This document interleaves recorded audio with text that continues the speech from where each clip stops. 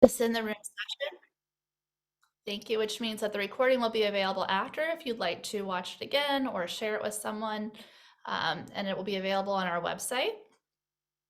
I also want to let you know that the chat box is open, so please feel free to type questions or comments in the chat, and I will monitor those the best I can as we go along. As I said, I'm a pediatric psychologist, but I am joined by 3 caregivers who I'm going to ask to introduce themselves. And before that, I just want to note that if you are comfortable having your cameras on, we would love to see all of your beautiful faces, but also understand you're at home and maybe juggling other things. So if you need to leave them off, that is fine too. Let's get started with introductions to the rest of our panel. Amanda, would you mind starting us off? Sure. I became involved with CPN because of my palliative care provider and my desire to help other people in the same situation or similar. Thank you. And Amanda, would you mind saying something about your daughter's condition? Yeah, she has intestinal failure and a lot of related intestinal issues, as well as a heart condition, tetralogy of Fallot, which she's already had 2 surgeries, 2 open heart surgeries and a valve replacement. And she'll need cardiac care the rest of her life, as well as the intestinal failure, making her dependent on IV nutrition every day. Thank you. And Parvati? Hi, everyone. Thank you, CPN, for giving me this platform. I learned about the CPN when I was going through my own grief journey after my 4-year-old passed away. Will be about 5 years now. My son also is medically complex and has an ultra rare disease called CMMRD, because of which he keeps getting repeated cancers throughout his life. So basically caring for 2 medically complex children at the same time is what led me to this whole field of medically complex children, caring for them and grieving them both when they are with me and when they've passed away. So that was my introduction to CPN and palliative care, concurrent care, and complex care. Thank you, Parvati. And Danelle? Good evening. My name is Danelle. I got introduced to CPN through a provider who recommended I find some new ways to get in touch with other parents, and CPN has been a great way to do that. My son Levi was born with severe HIE. It's a brain damage throughout his brain, and we provided a ICU level care for him at home for the 7 years of his life. When he was about 2.5 years old, I gave birth to our second child, and so I have been juggling caring for my medically complex child and then my neurotypical child during the years that Levi was alive. He has passed about almost 6 years ago now, and I've been an advocate in pediatric palliative care most of Levi's life and all the way since. We had the golden gift, I call it, of pediatric palliative care at right around the time of diagnosis. So we got to have the gift of palliative care really being deeply infused into our lives and helping us navigate that. Thank you so much. And they will be joining me tonight and talking about the topic of burnout, which we thought would be a great way to kick off the year. Not that any of us want to kick the year off with burnout, but I know many of us feel like we are recovering from the holidays and that last stretch, the end of 2022. And we also felt like this would be a good topic to cover because it's a term that I think that we've heard a lot more of over the past few years. That certainly burnout has existed for a long time, but the COVID-19 pandemic really brought this out in mainstream media as a term of something that means something. It's most frequently thought of in the context of workplace burnout, but over the past several years, there have been more and more talk about parent burnout, like parenting, and also caregiving burnout. And I'm going to share my screen for a moment just to orient us all to this topic. And what I've prepared this evening is not meant to be a be-all end-all, but more of a place for us to start thinking about what caregiver burnout means, and more importantly, what it means to each of us as individuals. So let me see if I can get this started. Hopefully everybody can see these slides okay. So I pulled these bullets from an article that was recently written by a group of pediatric psychologists who were thinking about how to describe burnout in the context of being a parent caregiver specifically. And so I'm going to read these to all of you. And as I do so, I'm hoping that you think about your own experience and see if any of these hit a note or strike a chord with how you might feel either currently or possibly in the past. So we can think of caregiver burnout as being an overwhelming feeling of exhaustion related to one's caregiving role. So this is not just like I'm having a really hard, long day and I feel really tired. It is feeling exhausted kind of constantly. Also, an emotional distancing from your child or your children. And this might also be thought of as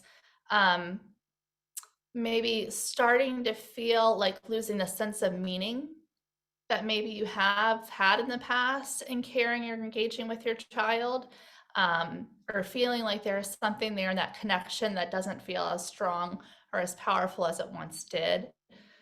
And possibly a sense of being ineffective in your role as a parent caregiver. It's really important to recognize burnout in ourselves. And so this is a very long list of things that someone might be experiencing when they have burnout. Again, it's not meant to be exhaustive or defining what the experience would be like to every person, but it's meant to get you thinking about how you're feeling and being in tune with that. Because I really believe that noticing and observing how we're feeling is really the first step to helping ourselves, because that's a pretty lofty goal, self-care, which we'll probably talk a little bit about that tonight. But if we haven't really defined or understood what the problems are, it's hard to match how we're going to deal with it without understanding what it is that we're experiencing and feeling. So why would caregivers get burnout? All parents experience stress. That is a normal part of being a parent, right? Like we have good days and bad days, kids get sick, there's stressful times in family life.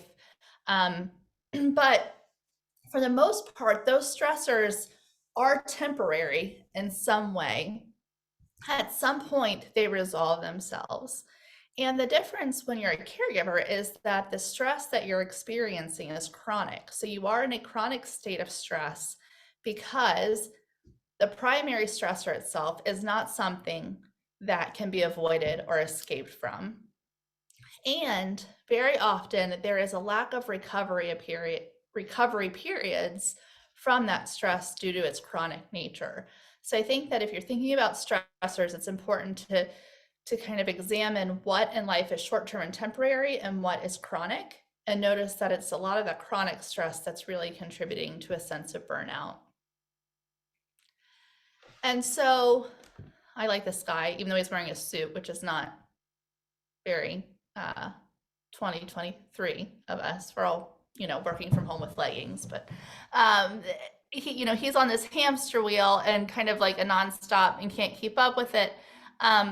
But I think what I'm trying to represent here is like, why does it make sense that parent caregivers would experience burnout? And some of these words might be commonly experienced. Obviously, there are the caregiving duties themselves, which are wide ranging. These can be managing the logistics, the hands-on medical care, the day-to-day needs, and there's just like the typical normal parenting stuff like school and feeding them and all the basics.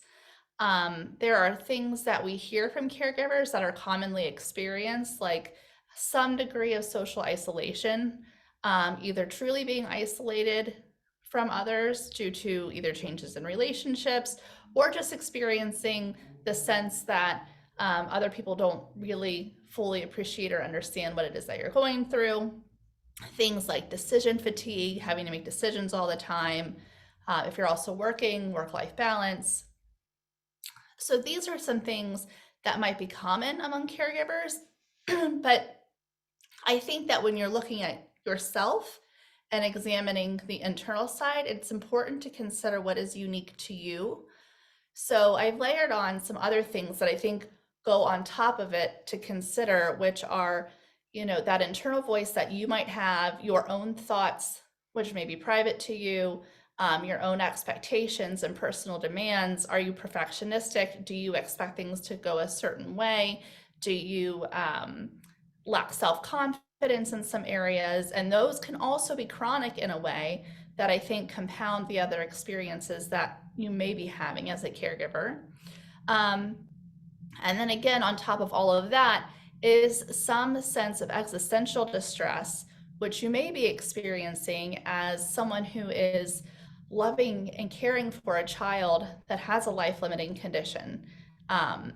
That's not something that goes away. That is part of the chronic state, whether it's something that you think about regularly or not. So again, this is not an exhaustive overview of burnout, but I think it gives us a sense of things to orient ourselves to for today's conversation. I'm going to stop sharing the slides. And with that, what I'm hoping to do is allow us to hear from our panel members today to get a sense of what their experiences are like, which I'm sure are varied. And as I said earlier, please feel free to contribute to this conversation in the chat box if you like.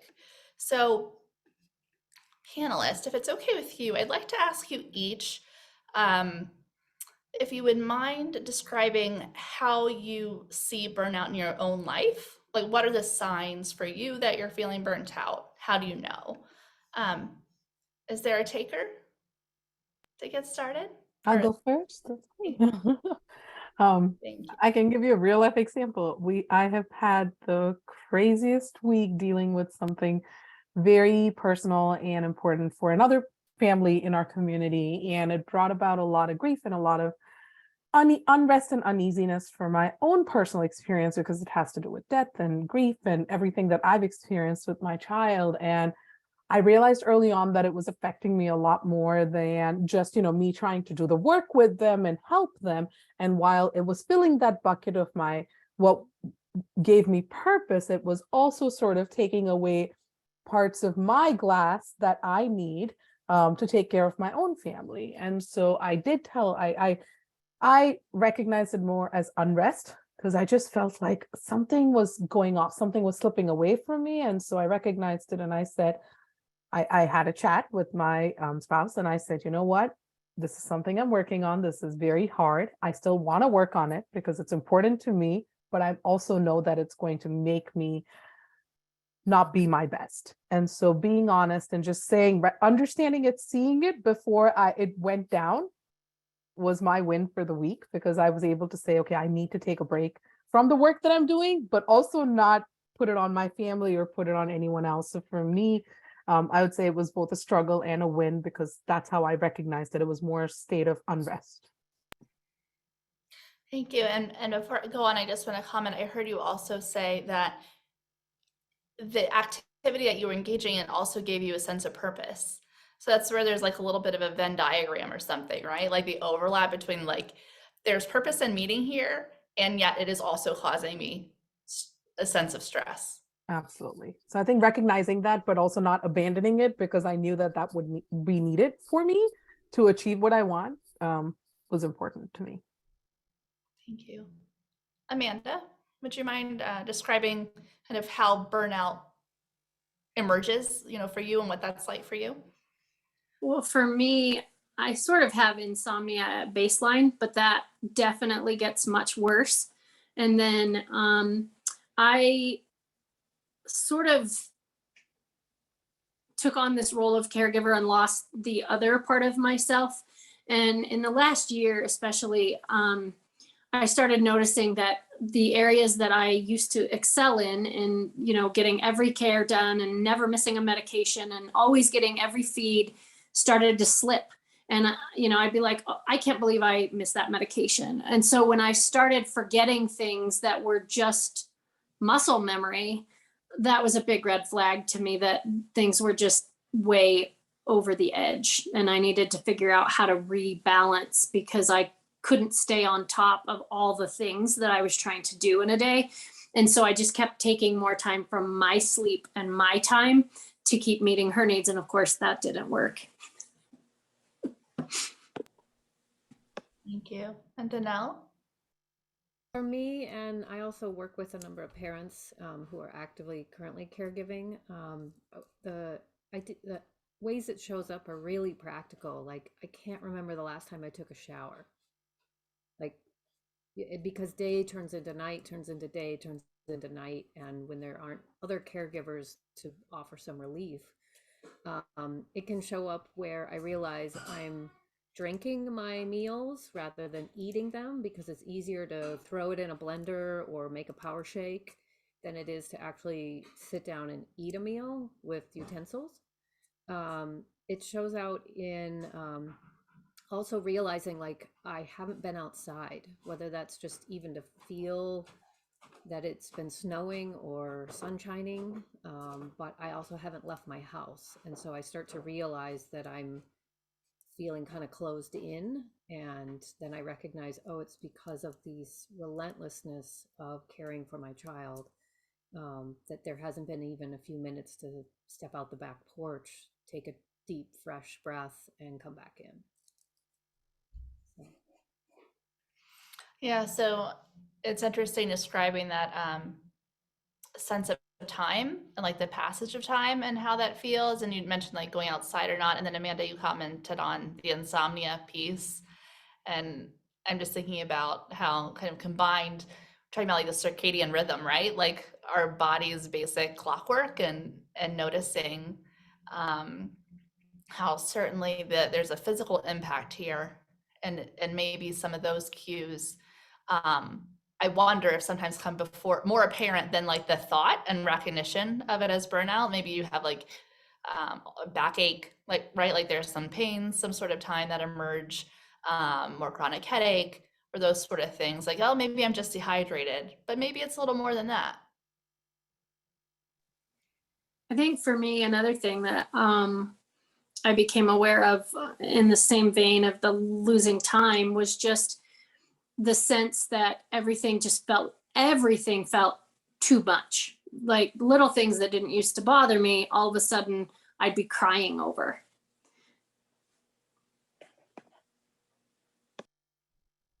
Right, so that emotional fuse. You get triggered. Parvati or Danelle, can you relate to that? That sort of triggering. For sure. When that unrest that I was describing earlier is more me not being able to handle like simple tasks. Sometimes I'm like, oh my God, like why is the grocery run not done? Or, it was like, it's something I do every week and I love doing it, but it was just one of those things where I would have assigned it to someone else, and it just takes that one small task not being done like it usually would for it to cascade into this big, oh my God, our life is in shambles because this did not happen, when in reality it's mainly because of the unrest that I'm feeling with everything else not being in my control. So I feel like that sort of trigger happens in the most random things for me. But if I hadn't recognized that this unrest is coming, and if I hadn't planned for it, then the downfall is much worse. I know for me, parenting my younger child, the neurotypical child, sometimes it showed up in how I was interacting with him, where his way of behaving might have just been like, oh, you just kind of tend to it. You recognize he has some needs that aren't getting addressed as a 2-year-old or a 4-year-old. But then you find yourself acting in a way that is like, wait, did I just do that? And then sometimes that's the clue of the little thing that becomes so huge, and shows up in a big way. Yeah, and I want to acknowledge there's some comments in the chat that we'll get to in a moment, but I would also just like to make the observation that this notion of the short fuse, and noticing like, I used to be able to do that, but I can't right now, or why am I doing that when normally I have patience? Those sort of things can activate the self-talk of like, what is wrong with me? Why am I messing up? What am I doing wrong? And so part of tonight's conversation is thinking about it. Can we label that as burnout as opposed to labeling it as, a failure within ourselves, right? Um, so I'm wondering from the three of you, if you, how do you get to a point where you can see it for what it is as burnout and giving yourself like that grace and self-compassion as opposed to seeing those dips in how you're doing as being like a function of your worth or who you are. Does that make sense? Okay. I utilize therapy because I am a single caregiver with very limited support. So it really is just me. And so I had a lot of conversations with not just my therapist, but also the palliative care team people and my primary care pediatrician for my daughter, as well as the GI doctors. And I was just really honest with them about, like, I feel like I'm failing right now because I can't do the things that I could do a year ago. And why can't I? And having them sort of reflect back to me, like, things are different now. The baseline is different. Things are harder. And having an honest conversation with the people who knew myself and my daughter best, I found much more helpful than talking to friends who are going to say nice things to you because they're your friends, but they don't really understand the medical piece. So they're not an authority to say you're doing a good job or not. And so I really leaned on my team to say, I'm struggling. What can we do different? Because this doesn't feel sustainable to me. Thanks for us. For me personally, there is and was a lot of ambiguity with the medical plan for my child. And then I realized that was feeding into our anxiety because I was anxious and the child was anxious and he's growing. And so he recognizes a lot of things. But to your point, it took a lot of therapy, and it will be for life because, there's chronic and PTSD, there's chronic, there's acute, all sorts of PTSD/SV that we all are experiencing because we're dealing with it day in and day out. We're like that hamster wheel. We don't get a break. So I have therapy, my spouse has therapy, our child has therapy, then we have joint therapy. So there's not enough therapy we can get. But in addition to that, I think the honest realization over time that this is hard. And why is it hard? Because we don't know what's going to happen. We don't know what's going to happen 3 months down the line. We don't know what's going to happen 6 months down the line. And while we have an amazing team that we love, who was uber positive, I finally one day sat down and told them, I love that you're positive, but it does not make me feel any better. Like, I want the bows and whistles and unicorns and all of that, but can you also just be real? Because, when I see you and then we have to come back in 3 months, to you, our work is done. You tell us, go home, enjoy 3 months and come back. But it really doesn't feel like that to us. Because 1 month after we see you, we're still recovering from this trip. We have 1 month in between, and then we're already having the anticipatory stress and anxiety of coming back to you.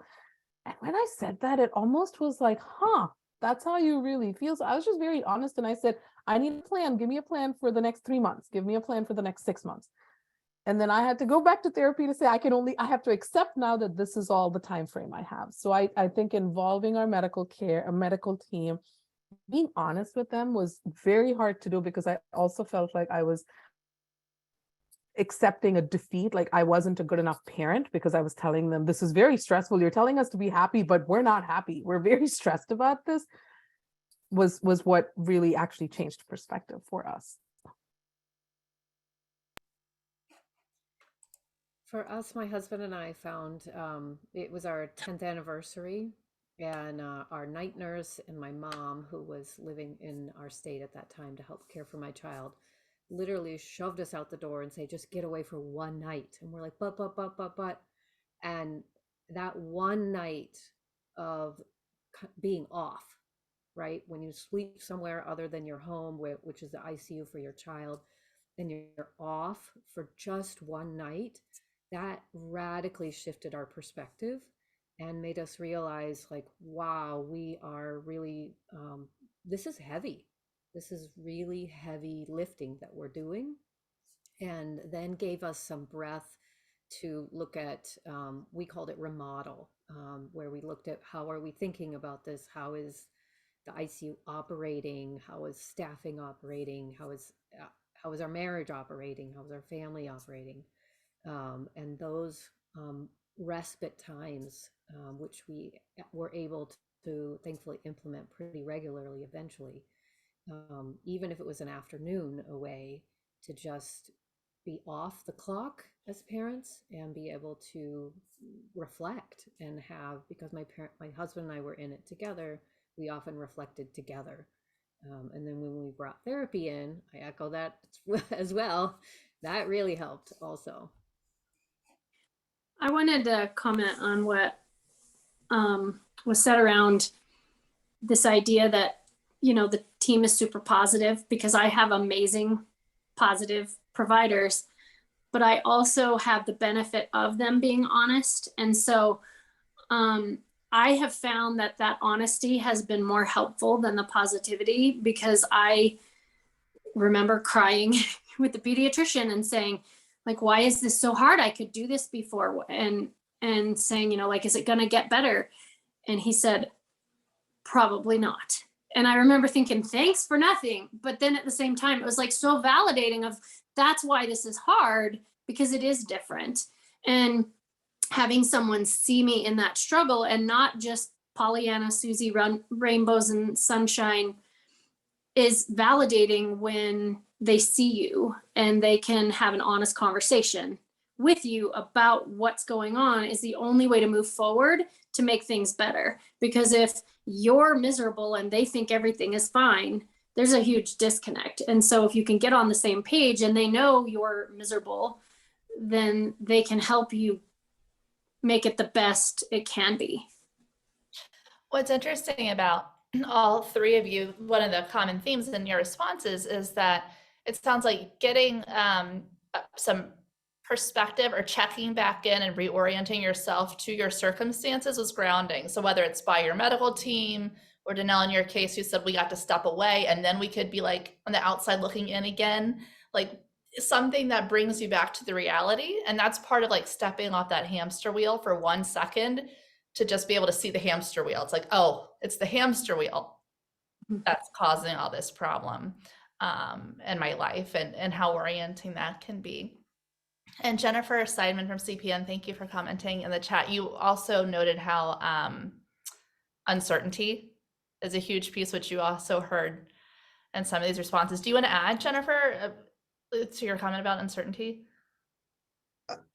Well, I do. I think that just so much of being a caregiver is about planning and with purpose, and that's, you know, not just for your medically complex child, but planning in your marriage. And you become sort of hyper planners, like I think, as a caregiver, because anticipating what might go wrong often alleviates a lot of the crap that really could be worse than where you really are. So we get really tuned in to becoming extraordinaire at that. But the difficult part about that is the reality is we're living in an environment where we can't plan away all of the uncertainty. The uncertainty is pervasive in where we sit. And so you can plan and plan and plan and be like on that gerbil wheel going around and around and around and around with all your plans. But at the end of the day, the uncertainty is like the little stick that comes in and like stops the gerbil wheel and throws you all the way off of it, because you can't plan it away. And I think part of what we don't talk about in when we say let's care for one another, and what caregiver burnout is that acknowledgement that the ambiguity of where we sit and that uncertainty and the emotional distress it causes, and also it makes other people uncomfortable. So nobody, you know, very few people, including sometimes providers or clinicians, don't really want to sit in that uncertainty with you. So then it becomes very lonely. And so I really think that if we can talk about things like that and sort of bring them forward, and I don't want to say normalize them, because it's not a normal place to be, but recognize within the dialogue that caregiver burnout is in large part caused by that we will hopefully begin an awareness that will help people. I know when I talk about it, I felt like I was feeling like a better person, a better caregiver, and less burnt out because I could acknowledge it. But it's hard to go there. It's a scary place, right? To admit you're living in this in a fragile state all the time. Yeah, I would say uncertainty is a powerful force. And that is both in the caring for your child and then the questions around your child's death. When you know your child's going to have a shortened life, whether it's they've gotten more sick, or their baseline has dropped, like, is this now the one where they're going to pass through to end of life, or is something else going to happen? I feel like that the uncertainty can be so powerful in affecting caregivers. Absolutely.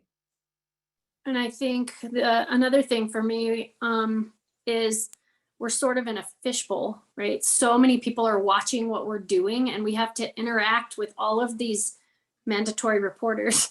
And so if you say to them like, oh, I can't do this anymore, you're like, okay, is CPS going to be at my door tomorrow? And so you have that fear of like, how honest can I really be? Because I don't want them to perceive that I'm not taking good care of my child. And so it's tricky balance to let them know you're struggling, but not look like you're incapable. Mm-hmm. Yeah. I agree. That's it's a hard call because it's not that you're questioning capability, you're just questioning your ability to absorb more. You're also preparing while you're already dealing with what you have. This other shoe is going to drop. I mean, my 14-year-old now says it every day. He's like, it's too good to be true. And then it sort of changes my perspective because I'm like, I don't want you living like that. I don't want you thinking every single day the other shoe is going to drop. Yes, you're a realist and you are accepting of what is going to happen. But if that's the level of trauma he has experienced, that he is constantly waiting for the other shoe to drop, he has seen it happen enough times, which means I've seen it happen enough times. And that's even more reason for us to say, it may drop, but it's not there yet. And I think understanding that sometimes within ourselves, and sometimes it's gems like these that the 14-year-old will drop, and you're like, oh, like we have to now rethink what we're doing. And so if my cup is not full, I can see that then, filtering down to him as well. Part of I love that you're absorbing what your son is going through, because he can tell you and expressing, and then defining your caregiver space with it, because I think that's the other external thing that happens with caregivers is because we become very proficient at things and we are used to that uncertainty to a certain degree, we get comments from other people like, I don't know how you handle it. And internalizing that just feels like, well, I don't have a choice. I'm doing what I need to do and how I know to do it. And yet,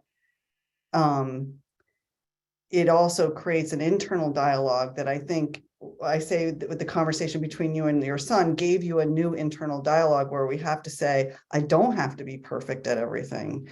I don't have to always get it right. And then we have to look at the fear that might come if we don't get it right, because we're all in a position where that could have really horrible effects. So, I mean, I work with Chrissy at CPN, and so I've learned a lot, but listening to the internal voice is what I'm trying to, and that I think that's what we're trying to talk about tonight. Like, what is everybody's internal voice telling you? Mm-hmm. And then also what is it that you're showing to others on the outside, which might be to your child or to your medical care providers, and that ties in with some of the other comments we received earlier about like this emotional shield that is sometimes we put upon ourselves. And Blythe, you asked if I thought it was a natural byproduct of caregiver burnout to put on a shield of emotional armor.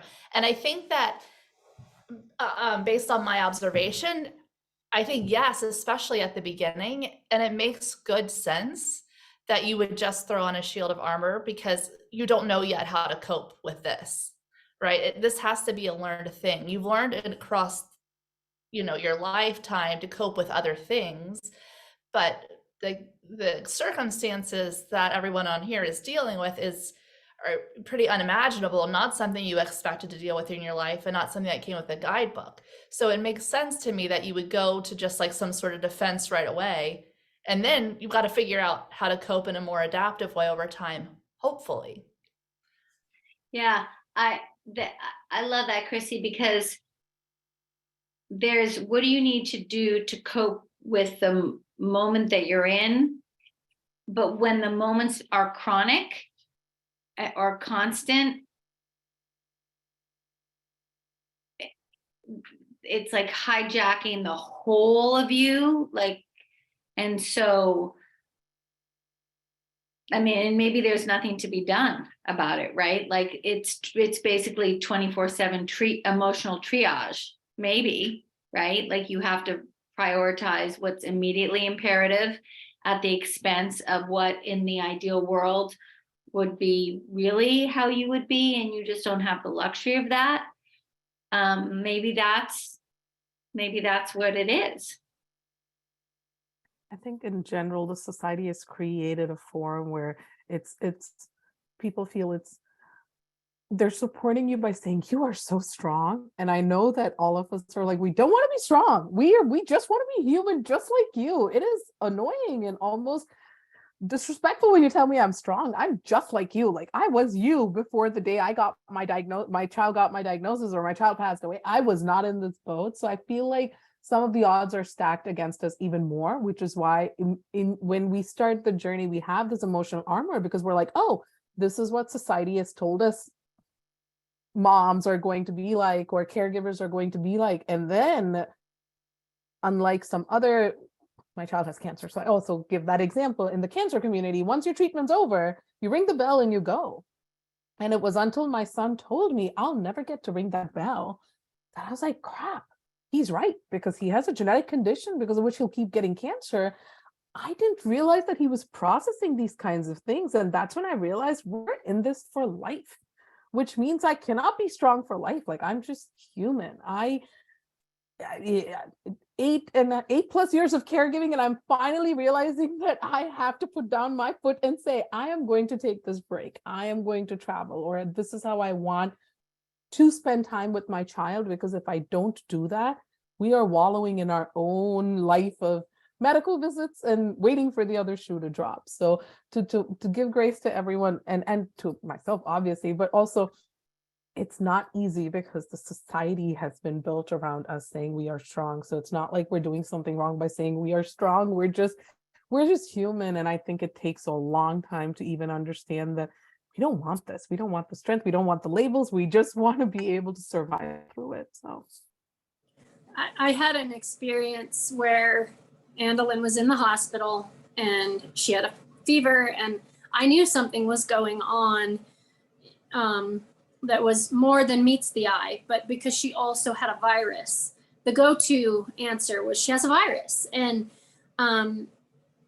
they treated with antibiotics, and the antibiotics started to kill whatever was there, and she got better. And I said, don't discharge us because there's something going on, and I cannot emotionally handle coming back here in 24 hours when this falls apart. And in that instance, they didn't listen and they discharged me. And then the next day, sure enough, we hadn't even been home 24 hours and I lost it and did not handle myself well to the person I was talking to on the phone to plan the readmission. And I was very angry that I was like, you put me in this situation where I told you I can't do this. And then you made me do it. And then you got mad when I freaked out. And so I think sometimes with chronic caregiving, I look at like a friend of mine and I'm like, there's no way a normal parent would get sent home in this circumstance. But because we do it all the time, I feel like providers and sometimes they do it unknowingly because they're not familiar with us or they're just the attending in the hospital. And sometimes I think they just do it without thinking. Because there isn't that openness of like, can you really do this? Do you need another day or whatever?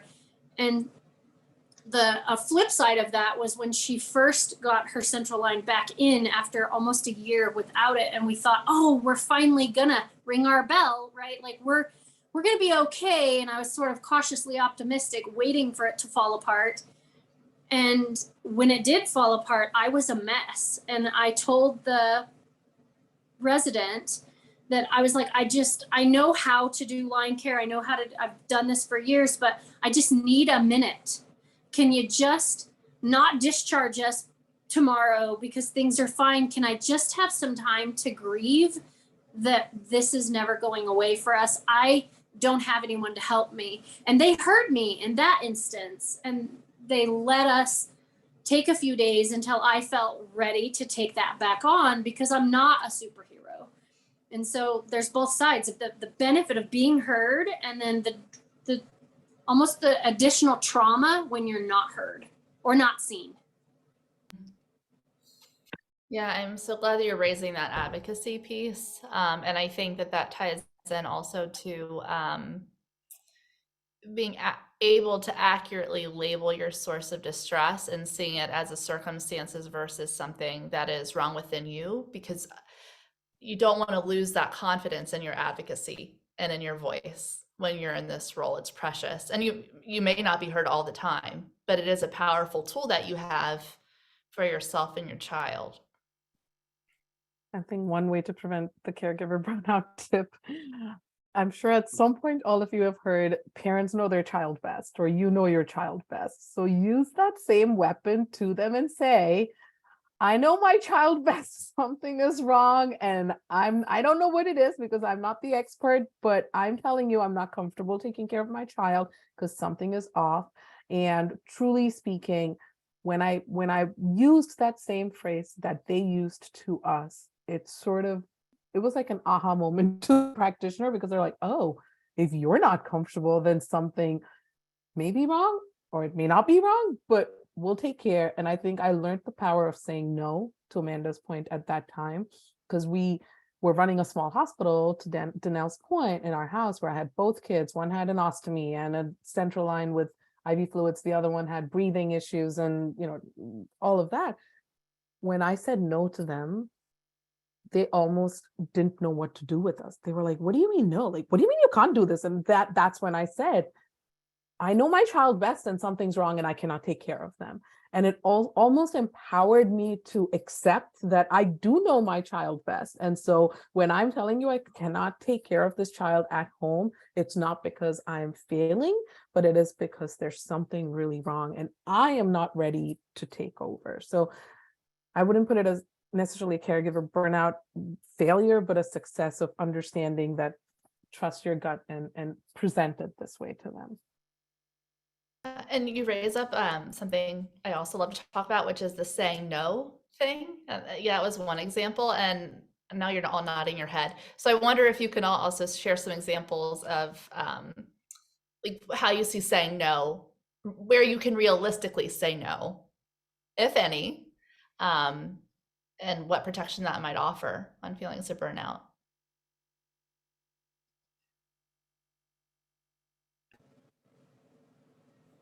I think for me, we had some really negative experiences early on when we first came to Colorado, and I have an amazing GI provider who said, let's make a care plan, because Andelin doesn't fit in any box that I can refer back to. And one of the saying no things is, before they discharge me, I say, let's talk about what the discharge plan looks like, almost from the outset, because we have to be on the same page of what's realistic for me to do.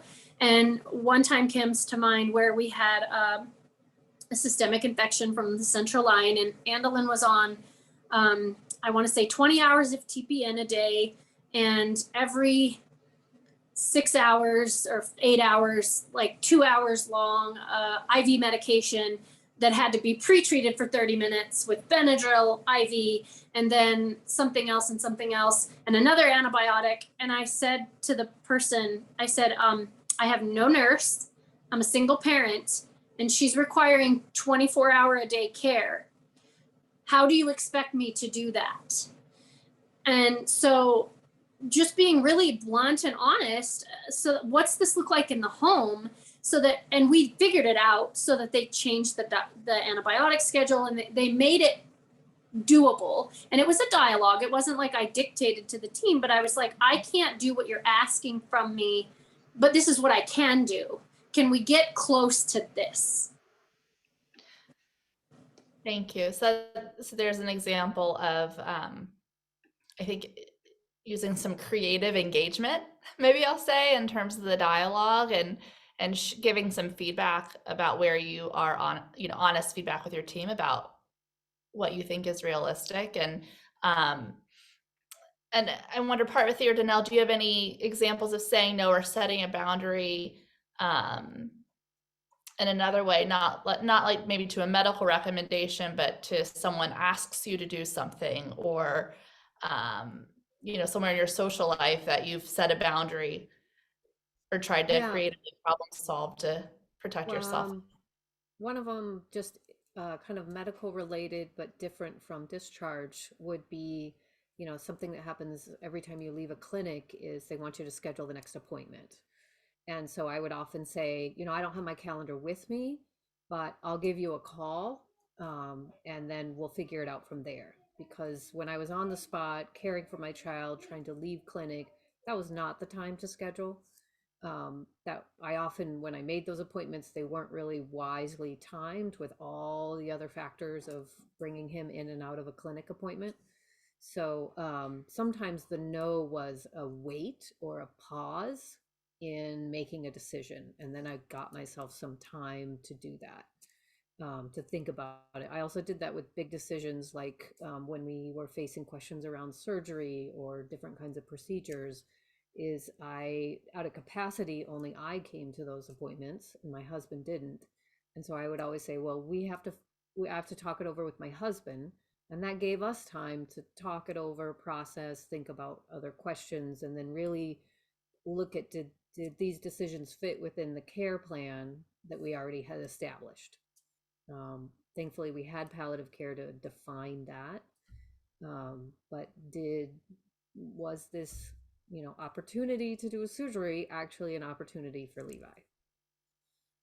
Thank you. And I just want to note that we're approaching the 9 o'clock hour here in Eastern time. And so I do want to open up and make sure that everyone has an opportunity to ask questions if they want to. So please feel free to unmute yourself if you have a question that you'd like to ask, or keep popping it into the chat.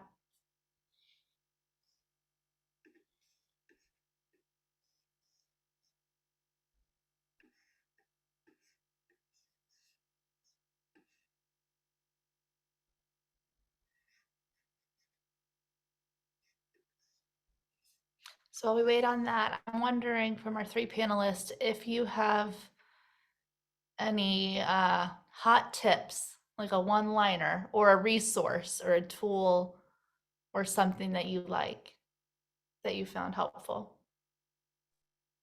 I'll go. For me, I think finding my tribe, although it sounds very cliched, has been that's been like my secret toolbox. And these are people I may have not, some of them I haven't even met in person, but we have connected over social media. We've connected over talks. We've just connected enough that if I feel low, then I know all I have to do is shoot them a text or go to Instagram and send them a message.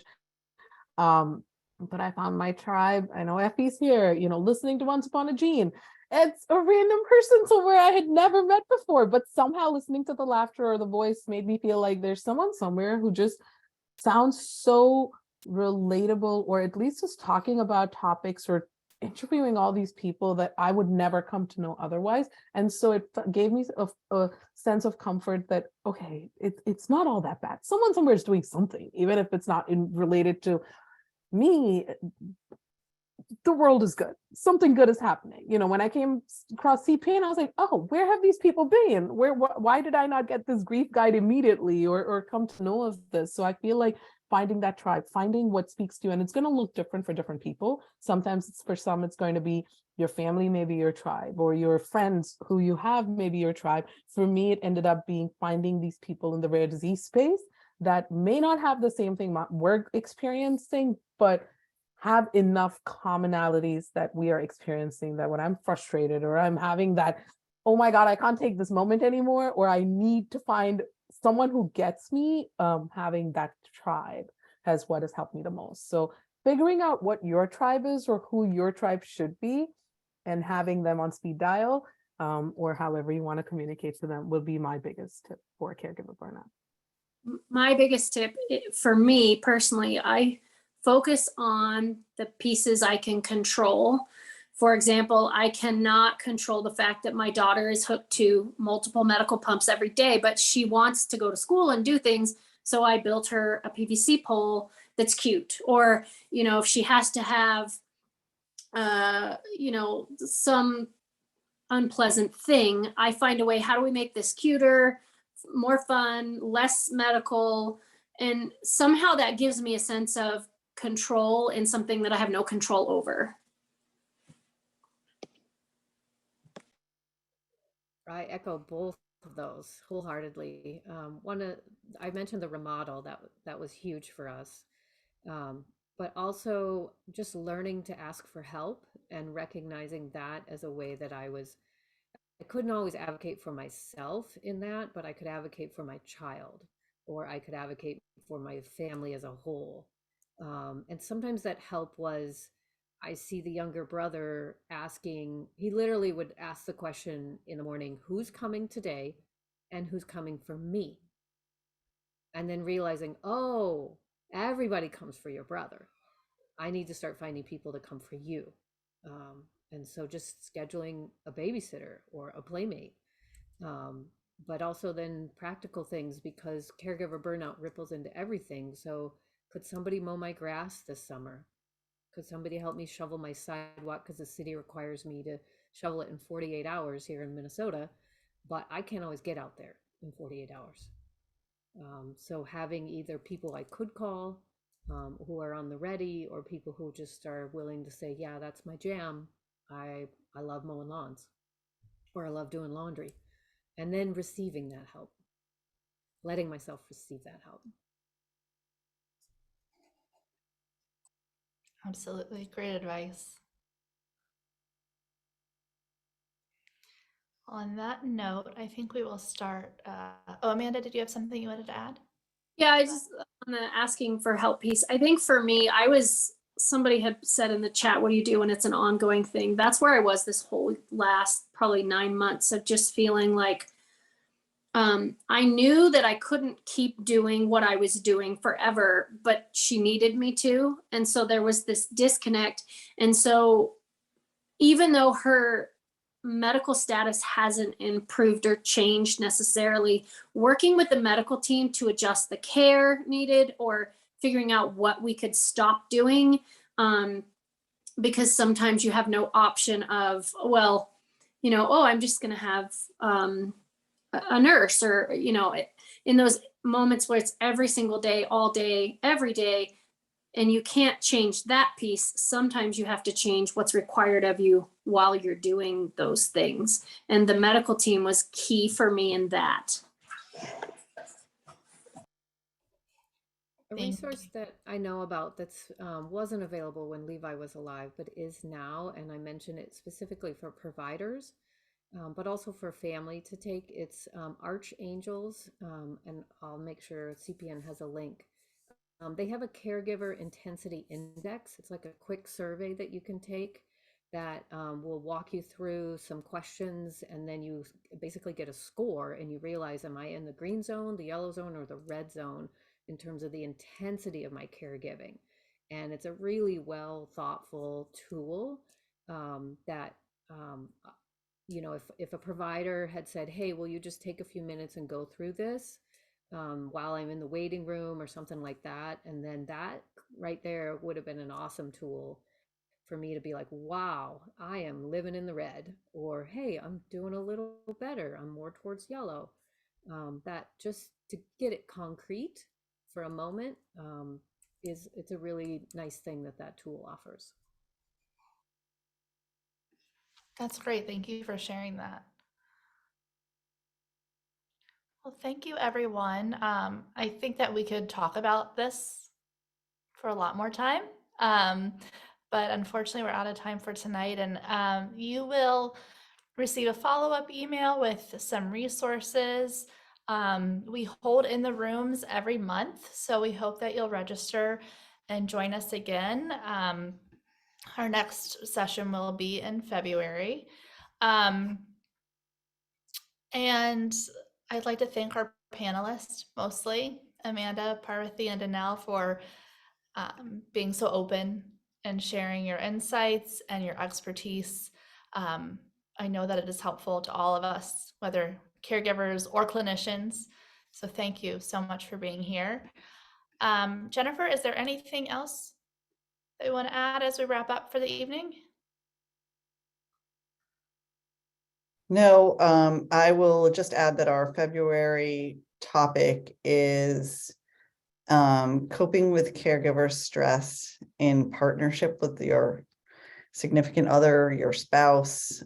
So we will sort of be talking again about obviously marriages or partnerships can also endure some burnout during the caregiver situation. So we'll be exploring that opportunity. So please do, I'll try to put it in the chat and it will go in the in our follow-up email. So don't worry about capturing all of these links that are in the chat. We'll put them into the follow-up email. So it's in an easy place where you don't have to hunt and peck and remember where you put it. It will come into you as easily as we can do it.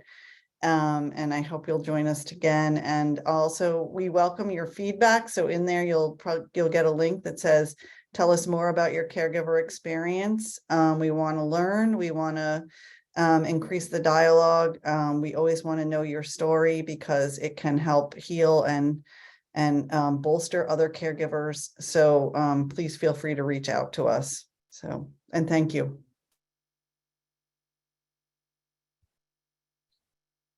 Okay.